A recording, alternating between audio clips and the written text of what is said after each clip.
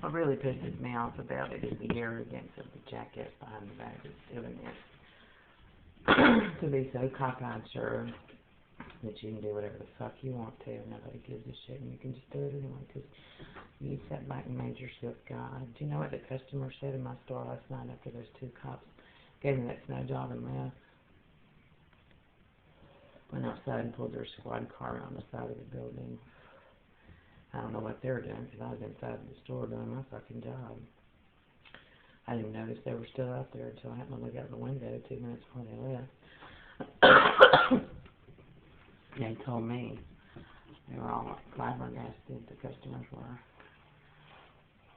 One of them was a tool man or something like that, worked hard in labor field here.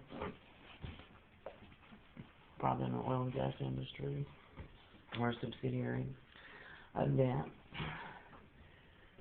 Hell no, you can't just hang out at your place of employment even after you're off the clock. They'd have been fired on the spot for trying to do some shit like that.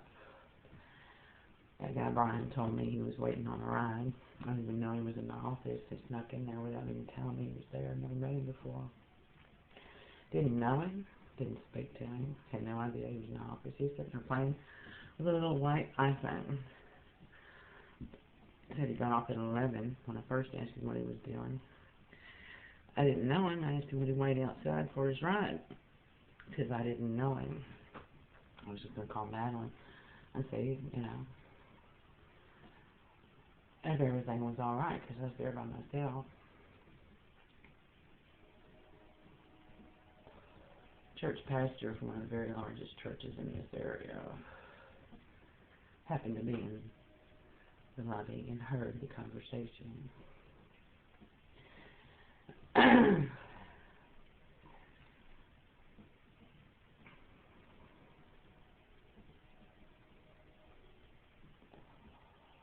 Was waiting. Hell yeah, it was unusual.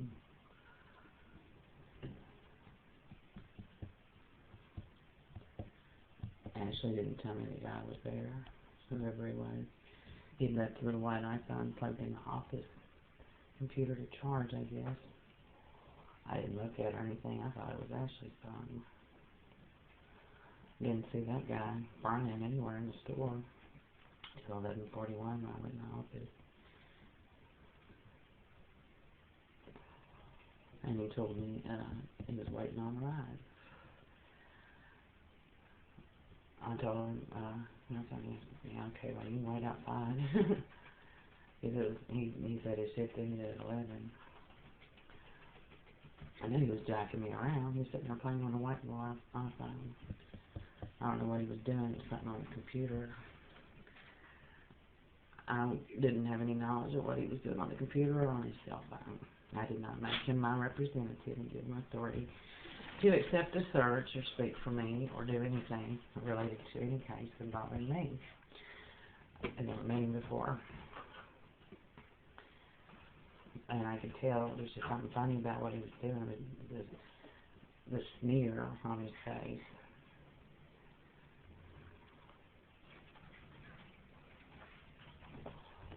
Out of courtesy to me, he should have stepped outside and just waited for me to call Madeline. There have been shootings and killings in convenience stores here that have remained unsolved. There's a murder on Garden Street. Old man with many friends built his business for decades and was killed in a little hardware store over, I believe, $70. There's a killing at the Exxon on the corner of Old Minden Road and there was on the corner of Old Minden and Airline. He was working that night with a guy shot and killed. There was a murder at the raceway out on Hearn Avenue, I think. Gas station attendant shot and killed. Robbery. Fucking street trash. All of them street trash niggers. just wanted money. Walked in with their little guns and shot those people. Exxon didn't hire police officers. That would be too expensive. We're getting into the profits too much.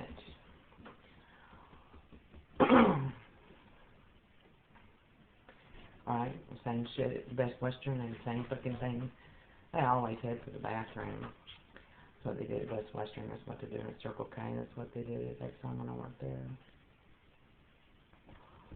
Fabricated drug deals is what they are. I've never trafficked drugs. I would never do that. I don't do drugs. I'm sorry. That is not anything that I've ever had any business dealings or activities related to. I mean, you know, Colombian Drugs Cartel has their way of doing things. That's their business. I'm not saying that it's my business, and I'm not saying that I have anything to do with that. You know, I don't approve of drug use. I don't think it should be treated as a disease, like Dr. Oz said. You know, it would be okay with me if the cops, you know, gave those guys life in prison for it. But hey, everybody has their opinion. I don't ever go out of my way to bother anybody, including drug dealers and drug users. They do their business, it's their life. Doesn't involve me. I'm not, you know, God, and I don't pretend to be better than everybody else. And there are plenty of people out there who really do traffic drugs. Really. Plenty of them. There's plenty of them.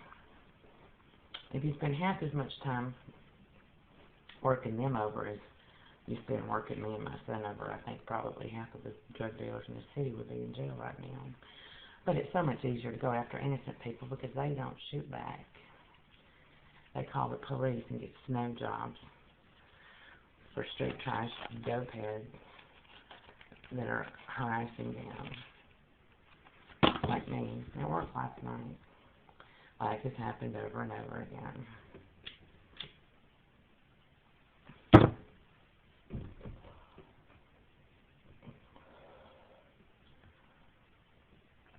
I understand,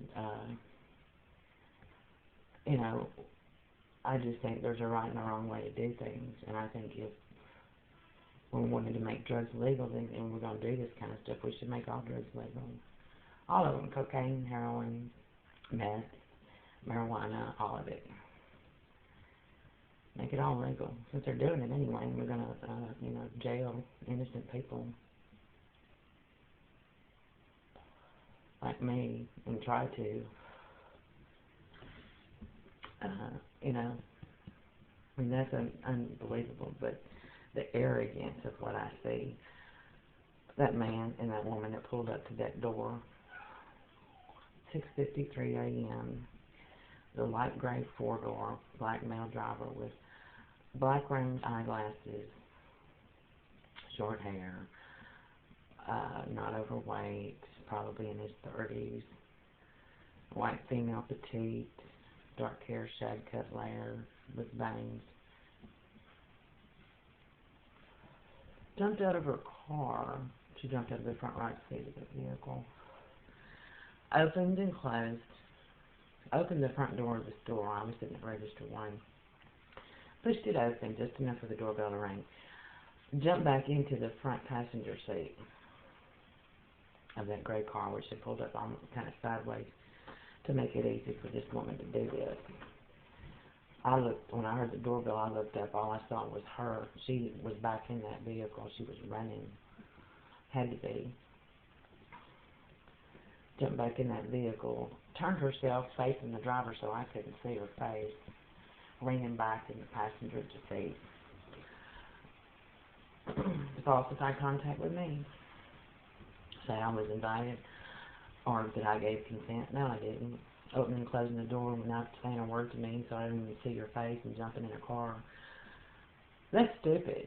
That's G. See how clever I am, stupid games. That's delusional. There's a camera outside on that sidewalk in front of this door.